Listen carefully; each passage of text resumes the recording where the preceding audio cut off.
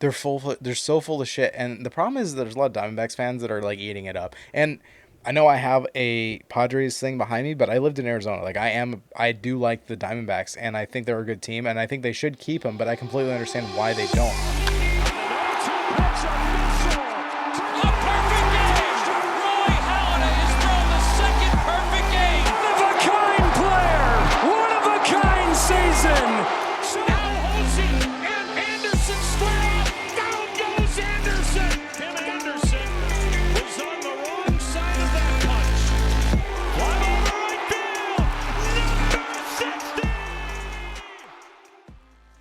Welcome back to Such and Basis Podcast. Good to see your beautiful smiling faces. My name's Chad C, and we have a crazy day of a lot of stuff going on that I honestly did not expect to see, and I'm surprised in, I don't know if it's a good way, but I'm surprised in not under, what is the word? Words are escaping me. What is the word for disappointed? Like, not disappointed. This has been an interesting day so far. So the biggest news would be the Orioles.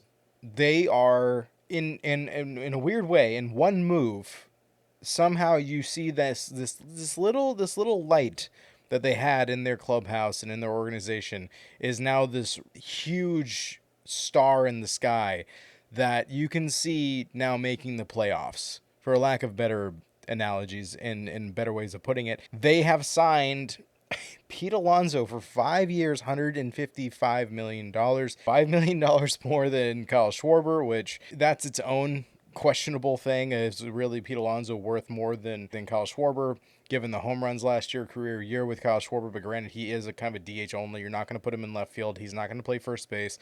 So there's defensive value there as well. But the Orioles, the small market team that is built mainly on prospects only, that is built on just basically blonde-haired white boys. If we have, I mean, honestly, I after Cedric Mullins left, the whole team was just blonde hair, blue-eyed white boys, and they continue to draft that way. Now they added an older version of a blonde, I don't know if he's blonde, he doesn't really have much hair, white man, I should say, with Pete Alonso taking over at first base. Huge upgrade. The last time that they spent a lot of money on a first baseman, it didn't exactly work out for them, especially if they are still planning to make changes again to left field, him being a right-handed bat. Pete Alonso just seems to be a perfect fit for what they need. I just also didn't expect them to spend much money. They had just got Ryan Helsley for, I think that's like a $16 million AAV. Ooh, I should probably double check that. They just never really gone out and spent a ton of money. Like their biggest offseason pickup, what, in 2024 was Tyler O'Neill? Or was that 2025? No, it's 2025 because he was with Boston in 2024. So that was their biggest pickup. You don't expect for them to spend a lot of money, especially after the fact that they had new ownership, but yet they let Anthony Santander walk. That's debatable if they knew that he was going to be injury prone, or was hurt, and that's why they let him go, and he ended up getting picked up by Toronto and barely played most of the season and still has back issues. So I would say that's more insider knowledge, but now Pete's got a new home, and I think it's great for the Orioles. In fact, this, like I said, it was a small light on this team as far as not exactly talent, but just like what they could possibly achieve. They traded earlier in the year. I think it was the very first trade of the season, and that was Taylor Ward for Grayson Rodriguez. Grayson Rodriguez being a number 1 draft pick in 2018. He climbed up through the organization. He just has not produced the way you would want him to produce. And he's had injury issues, and I mean, luckily, Angels organization's a very funky organization. They're a lot like the Rockies, and the deal went through. I mean, you only get what, 2 years of Taylor Ward, or maybe it was a 1 year of Taylor Ward, and then they get the rest of the time to kind of tinker and mess with Grayson Rodriguez. But now you have, and I will try to remember this time to put the graphic up so you guys can see this. This is from Talking Baseball's projected lineup. You're talking Jackson Holliday, who's come into his own. He's finally found himself to be that starting second baseman who can produce. Their number 1 draft pick, huge name that everybody's been waiting on. He's going to lead it off. Pete Alonso possibly batting second. I don't think that's actually going to be the case, but at first base, solid first base. He's going to play majority of the year, so you don't have to worry about injury issues because he hasn't really had any serious crazy injuries that could be outstanding or rolling over into 2026. Gunnar Henderson at shortstop, a little bit of a down year last year, but still very much all-star capable. Taylor Ward, maybe he's going to be the number 4. I'm not sure, but hopefully he can hit like he did when he was with the Angels. Again, these are two guys that are right-handed bats that if they are moving that wall either in or they're lowering it so it's not as tall in left field, this could mean a lot of production for them and really just put their team out in front and actually be competing in the AL East, in which right now the juggernaut is the Blue Jays. They've just been relentless last year going to the World Series. Like, the team that nobody expected to make it made it to the World Series and was the AL champs, now are adding on and really doubling down. I don't blame them. But now the Orioles are stepping in. And the big name teams in the AL East, they're not doing anything. The Red Sox haven't really done anything, and if anything, they've given away more prospects for questionable moves. Bullpen help is always needed. I completely understand that.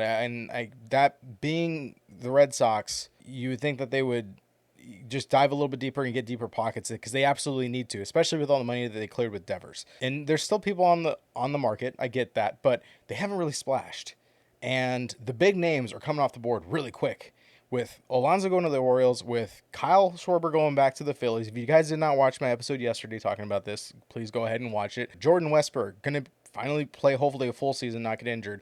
That's a solid bat and a solid defensive glove. Dylan Beavers is finally get a crack at probably having a full season and really show what he can do, as he was a top prospect for a long time in this organization. Adley Rutschman needs a comeback season. He's still good defensively. His bat died last season. Maybe that can come back. But down there at 8th makes sense. And batting 9th, Colton Cowser, another guy who had kind of a down season. Or sorry, that was 7-8. Cowser can really show what he did in his rookie season, because that's what everybody's looking for, is for that to bounce back. And then same with Samuel Basallo. Him being a DH, I guess would be a good backup for Adley if things kind of go downhill. I don't know if they're going to look for more catching help in that aspect, or they're just going to call it set. I know they need a lot more pitching help at this point, but Basallo's got good power. He's like, these guys all have really high ceilings, and when you put this whole thing together, you're not just relying on Gunnar, and you're not just relying on, I guess, Ward at this point. We only have 2. Now you have 3 really good bats in the lineup that are healthy, that you can trust to put up 25 plus home runs this next season. And if Jordan Westburg's healthy, that light gets a little bit brighter, because I'm pretty sure he's going to be 15 to 20 home run possible for a third base bat. And then same with Adley Rutschman. We all know how much power he has, especially in 2023. We saw the power he can produce at the plate. I mean, Orioles they're competitive, and I think they absolutely needed to do this in the AL East, especially with the way the Blue Jays are operating. Yes, they are a juggernaut. Yes, the Blue Jays are, I would say, they are the Dodgers of the AL. They are the billionaire corporation owned team that represents an entire country and has an entire country tuning in to watch them that actually likes baseball. So good on the Orioles picking them up, and I don't think they're done. There's been multiple reports that have come out saying that they're still going after pitching and that they're in serious talks with possibly Framber Valdez. I believe Morosi said it himself, that they were reportedly in talks with him. And that could be an excellent, objectively, production-wise, would be a awesome addition for the Orioles. Performance-wise, I don't know about the clubhouse. Valdez seems like a terrible clubhouse kind of guy. Just the whole incident that happened last year, nobody's going to forget. The cross-up is what they called it.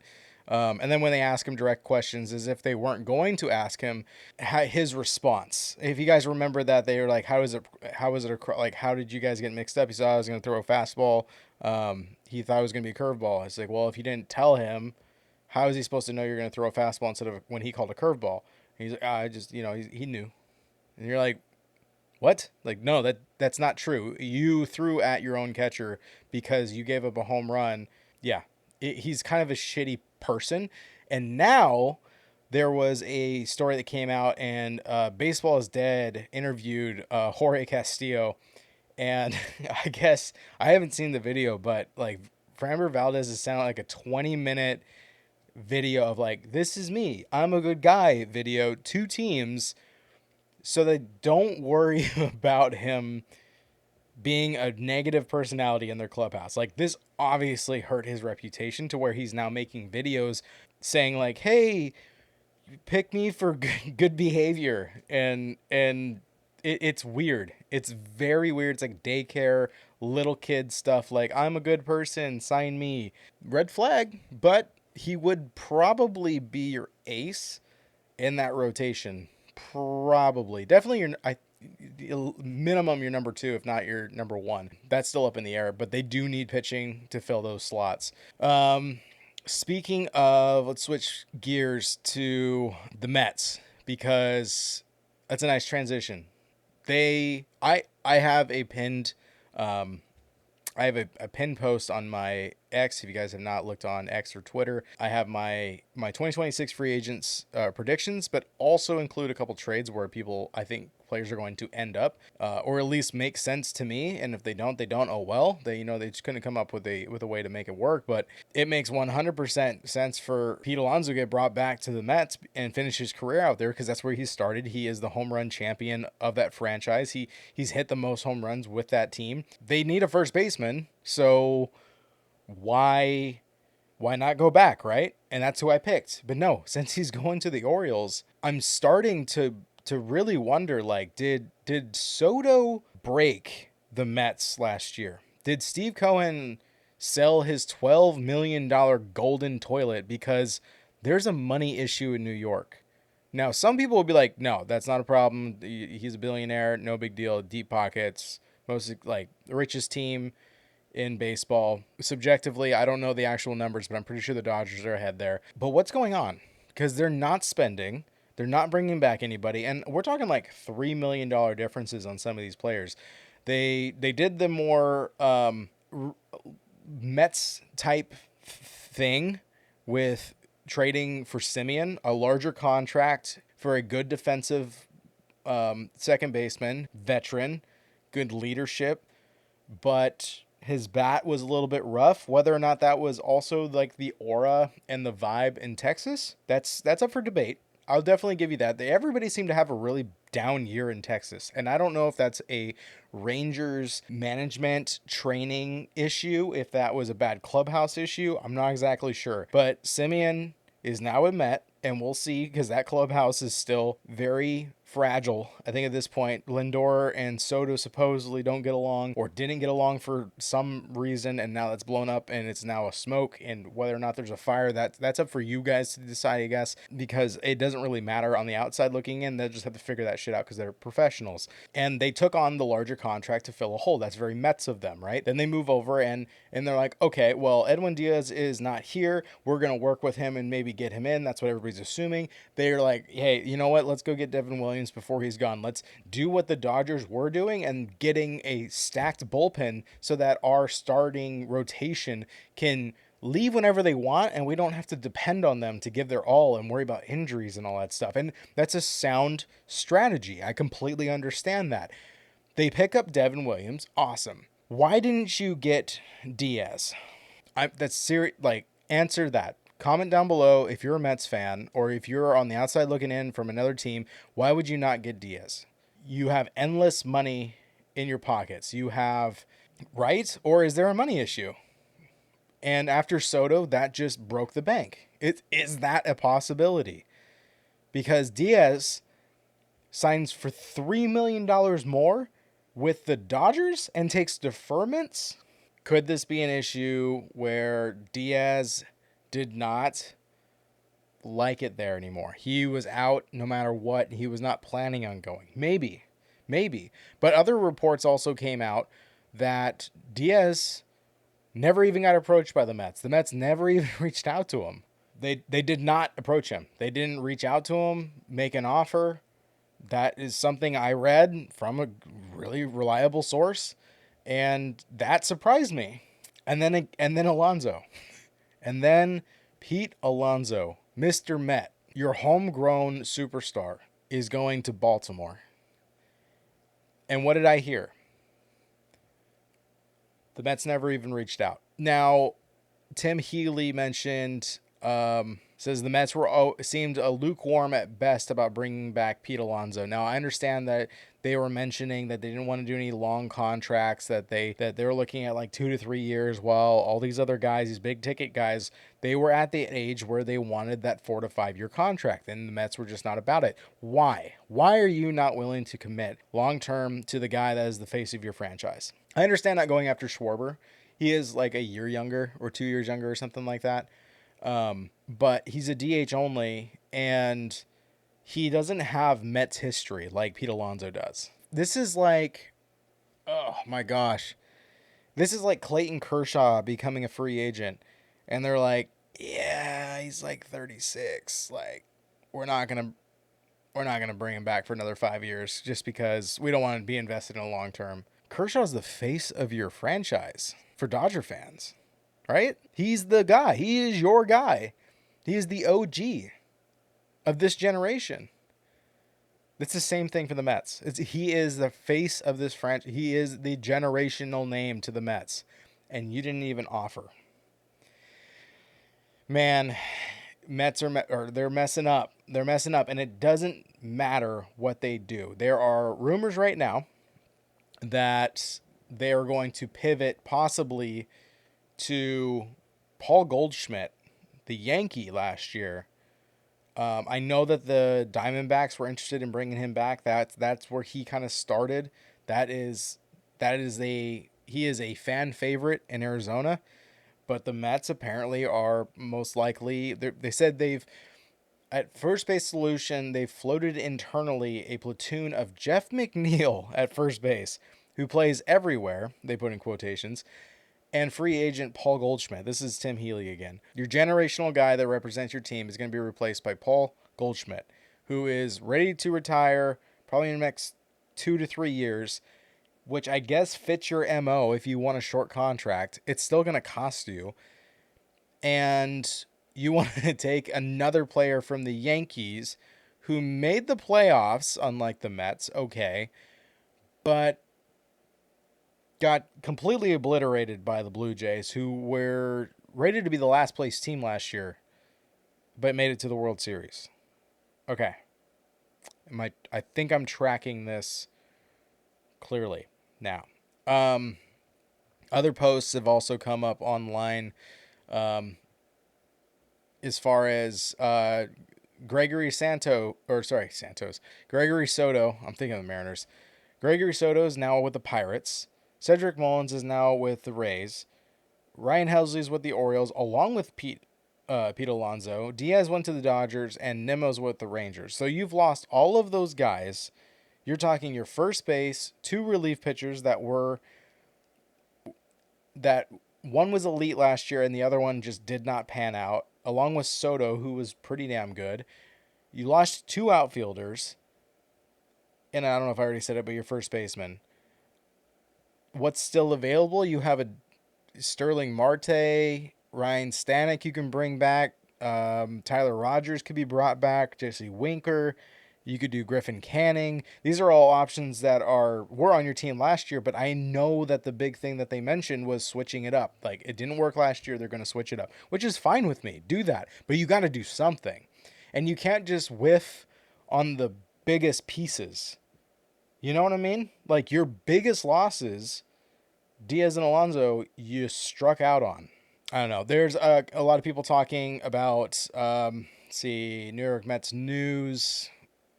If David Stearns can manage to sign one of Kyle Tucker or Cody Bellinger and signs Valdez, who's also in talks with the Orioles, would you consider this offseason a success or a failure given all of that has occurred? I reposted this because that's a question I wanted you guys to think about, and comment down below if you're on Spotify. Leave a comment so we can talk about this. I want to get your guys' input. And on YouTube, comment down below as well. Like the video if you made it this far, and subscribe if you haven't. Like how I put that in there. There's no ads. Just subscribe. That'd be great. I don't think so. I don't think they're going to bring on Tucker and Bellinger and Valdez. Um, I think the Orioles are showing that they're pushing, and Valdez might want to go there. He might want to go to the Orioles where there's big names. He's got offense to back him up, where the Mets don't have anything right now.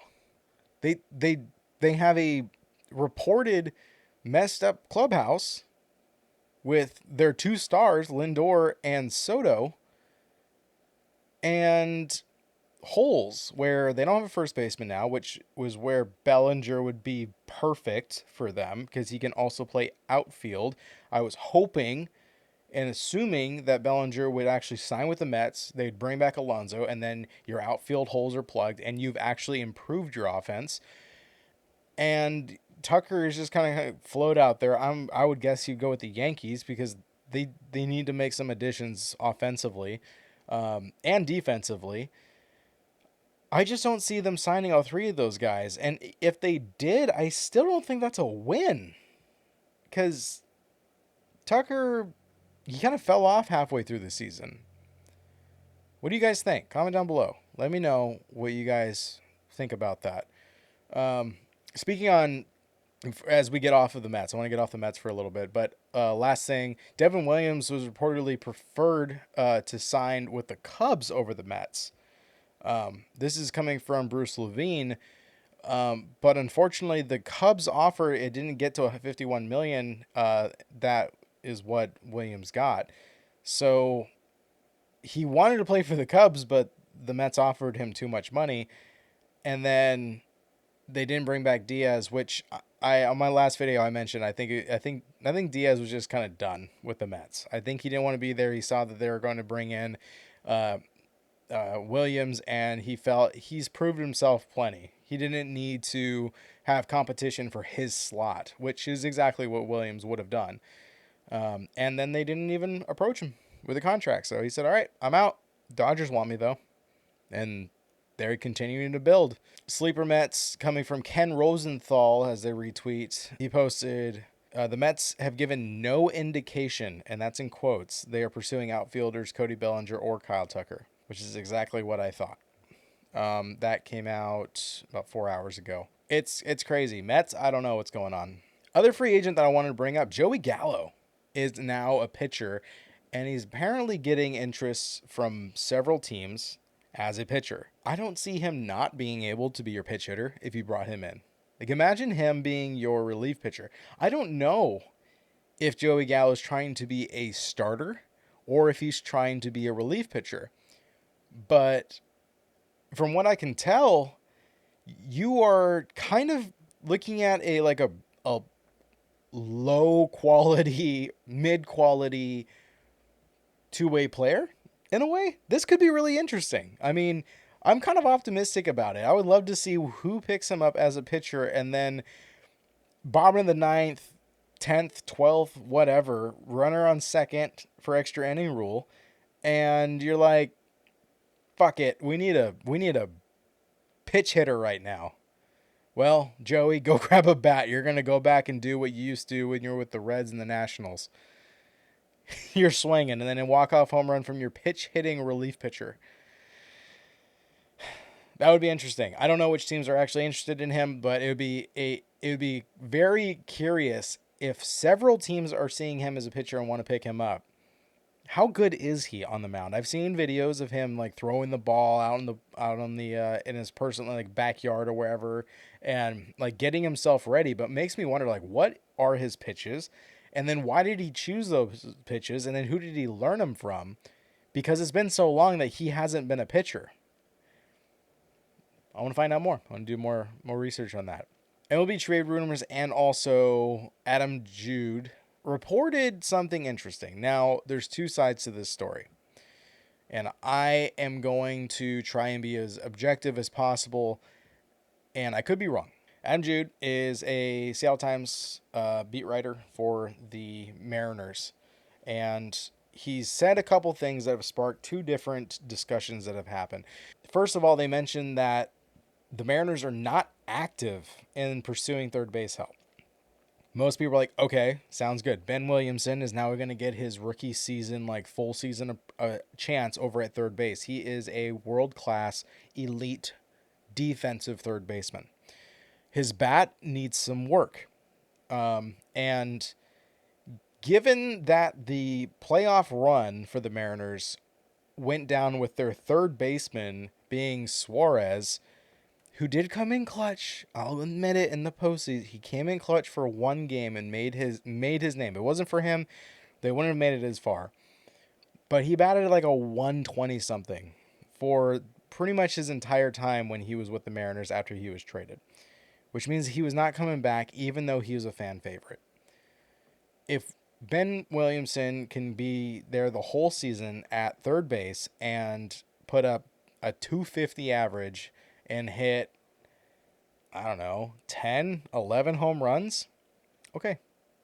I don't think that's a bad option. You're talking a Brett Beatty bat from a rookie with control, and he's elite third baseman, which the left side of the field definitely needs help because J.P. Crawford is just not what he used to be defensively. So that's good. The other part of this, though, is that he dropped a line in here saying mega agent Scott Boras, who represented Cal Raleigh, by the way, he's representing Alex Bregman. This is the quote. The top free agent third base on the market has initiated discussions with the Mariners to express Bregman's willingness to consider Seattle as a destination. Okay.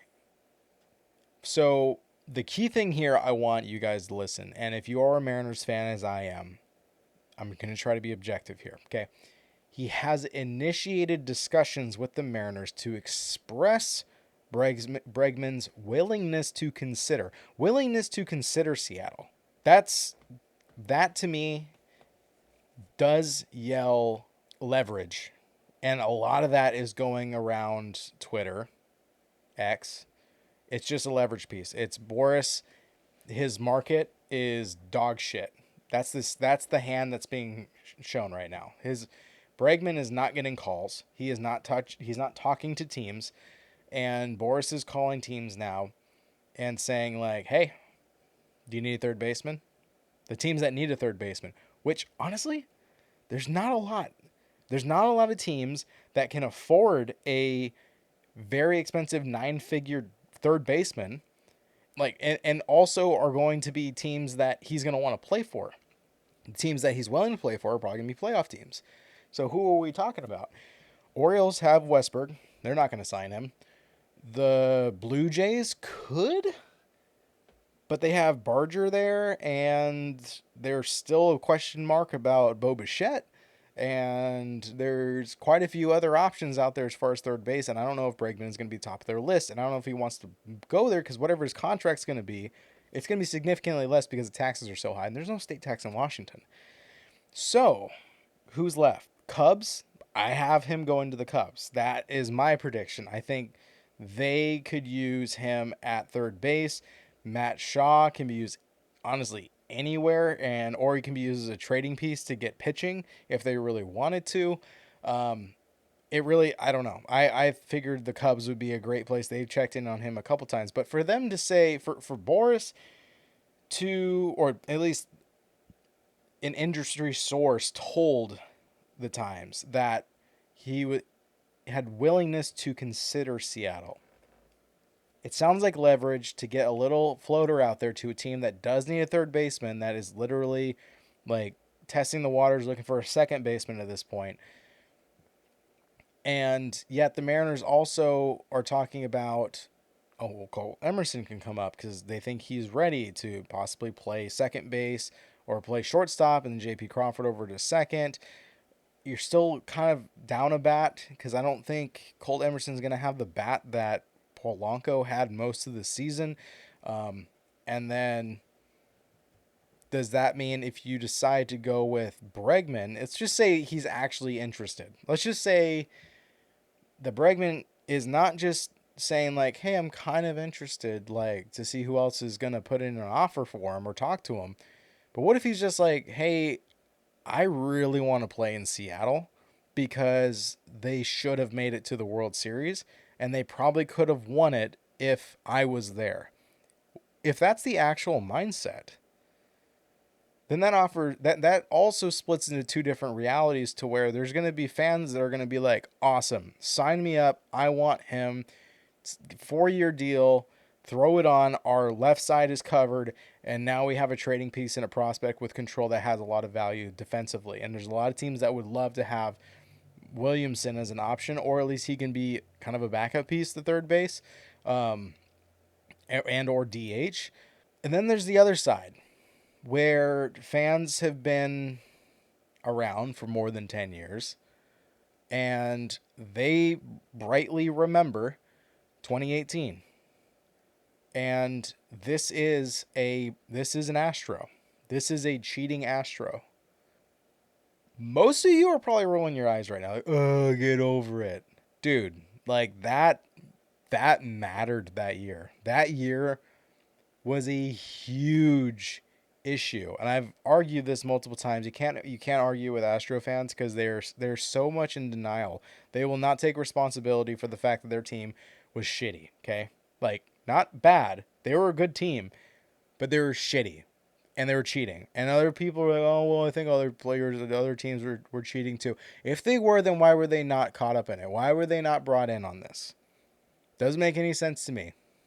If one guy goes down, they're going to look at everybody. That's the same thing that happened with Clase and Luis Ortiz with the Guardians. They're going to look at more than just one. But just the Astros got in trouble. And on that team was Alex Bregman. And Alex Bregman was a leader on that team. And he was a star on that team who could have said, like, we got to stop doing this shit. But he didn't. So there is going to be a fraction of the Mariner fan base, if any of this is real, if it's not just a leverage pull, where they're going to be like, fuck this guy. I don't like this guy, but he's here, so he better fucking produce.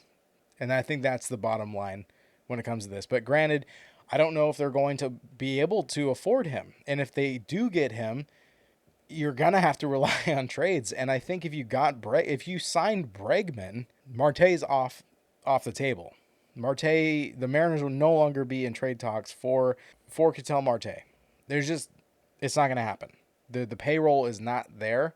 I don't see them actually getting the sign off from John Stanton to spend more money than what they were allotted to go get Marte, because there's just nobody that you can trade for with the Diamondbacks, who are really cutting him because of not just the payroll, but they were looking to get a big haul back, because at the end of this year and the beginning of 2026 season, as soon as the 2026 season starts, from what I understand, he can then veto any trade that gets brought up. And the Diamondbacks don't want to have to deal with that, because what if they have multiple teams that are interested in him and he's like, I don't want to move, I don't want to go anywhere, and he says no, and he gets injured and he's not playing, and it's like, they're selling him high, and they refuse to acknowledge it, which is funny, and I'll get to that in a minute. But he will not be on the Mariners' radar if Bregman is seriously interested in Seattle, and Seattle is seriously interested in bringing him on.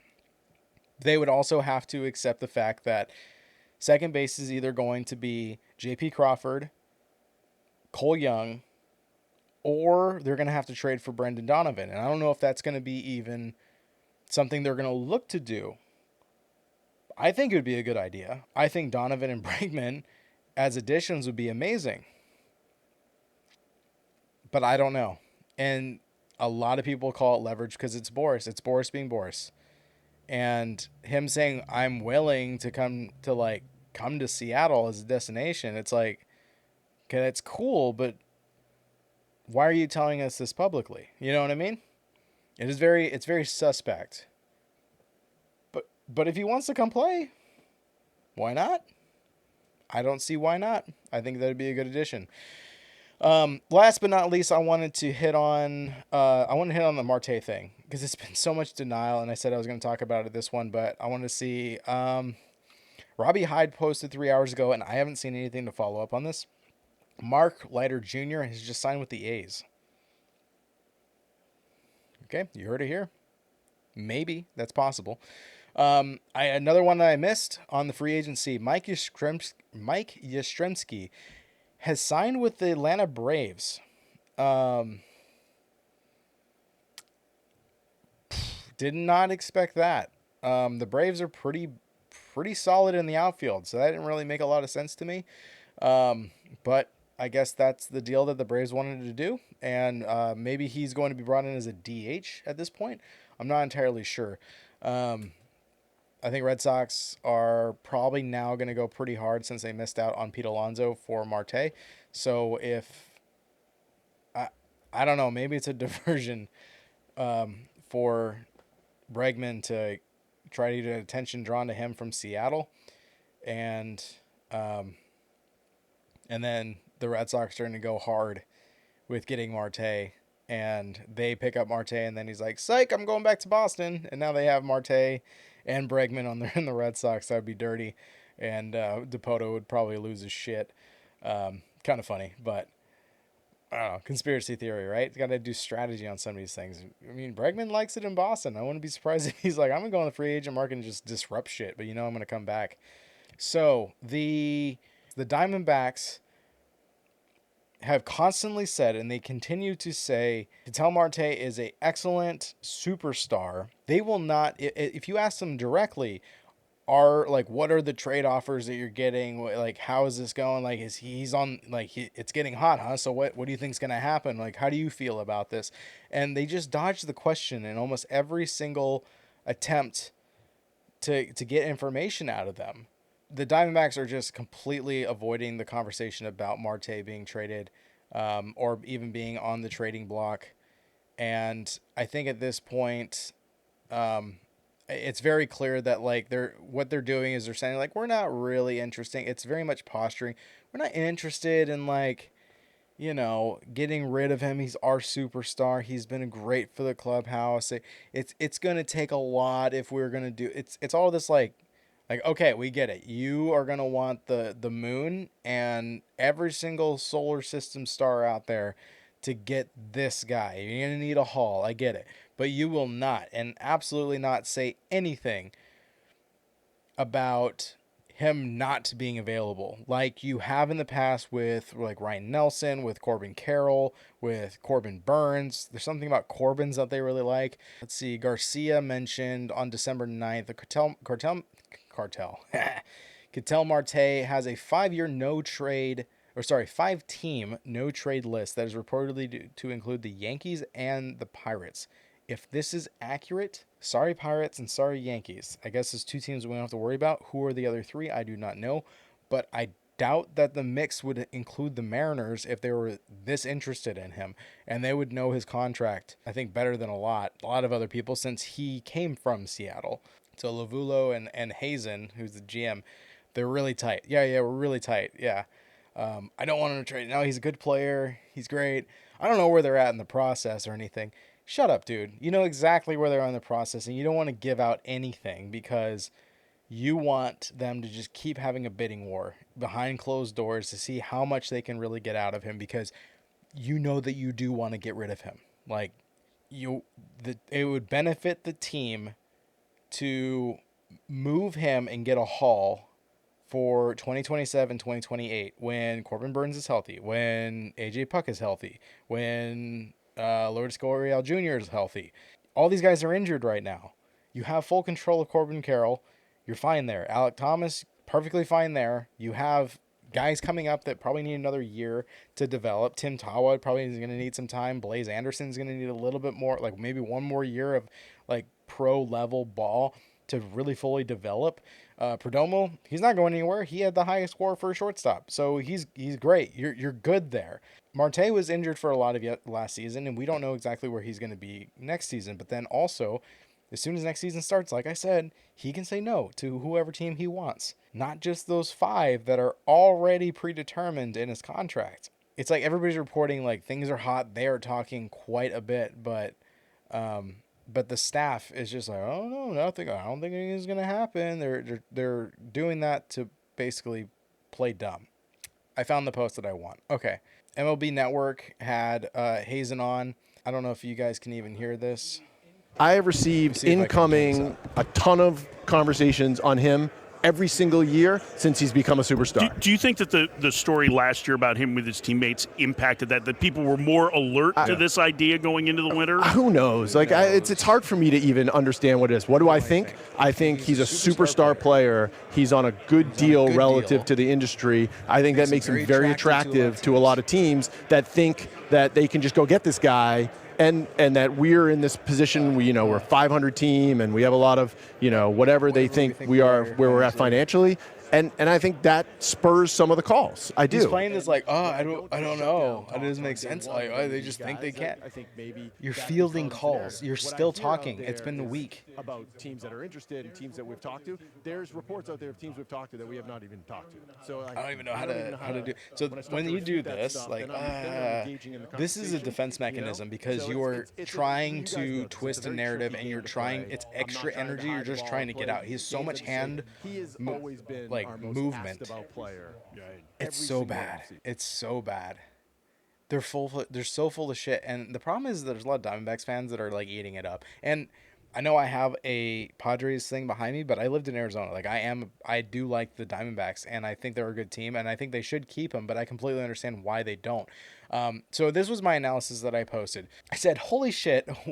What a lot of nothing. Not once did he say he isn't considering the offers. That's point blank. He could have just said that. So that's how you know that he's definitely interested in some of these offers and he's trying to build them up and get more in return. He's trying to move it. Here's another thing. He leaned hard on most asked about player because yada, yada, yada, to avoid talking directly that he is the main player in trade talks. It's volume over intent. So it is like, let me talk about how great this player is instead of talking about what our plans are with him and what we would like to do with him, because he doesn't want to show any hand at all to other teams because this is actually a potential chance of him getting traded. If he had no interest, be like, yeah, we would love to get like 2 starting pitchers that would fit in like our number 2, number 3 slot, and we would like to get like 5 or 6 prospects, and I would want like 4 or 3 of those to be in the top 100. Like that would be our price. Then people would call and be like, hey, here you go. It's like, oh shit, that's too good of a deal. I'll take it.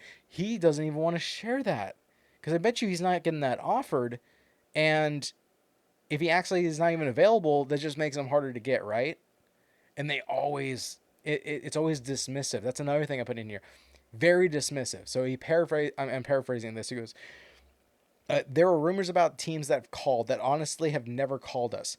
So this is just a smokescreen to basically avoid that he is serious talks. Like for sure with certain teams. It doesn't mean that all of them that they were mentioned. That can be speculation. While leaving it open to kind of guess how many teams are mentioning like the superstar. And he keeps saying superstar like over and over and over again to try to create that baseline in price. So that's my little bit of analysis of Hazen and what they are trying to do. But this is like as a completely a tactic for value. They want to move him. They just want the fan base to be like, all right, we get it. Yeah, we'll take that. That makes sense for the trade, because they're not known for that. They will give up really good players for kind of meh. They've done it a lot, and that's just a reality. And a lot of D-backs fans are going to be like, no, it's not true. Yes, it is very, very, very true. Very true. So, yeah, I just wanted to hit on that. I think Marte is going to be moved soon. If he does get moved, I believe it's going to be to the Red Sox. I feel like they had the best depth and they have the biggest logjam, so they can kind of offer outfielders, and they have a lot of like prospect pitching, and they also have a lot of pitchers that are MLB like ready that could go over there. And it would be really good for them to have a switch hitter, but mainly a guy who can hit that green monster real easy and be a good defensive glove at second base.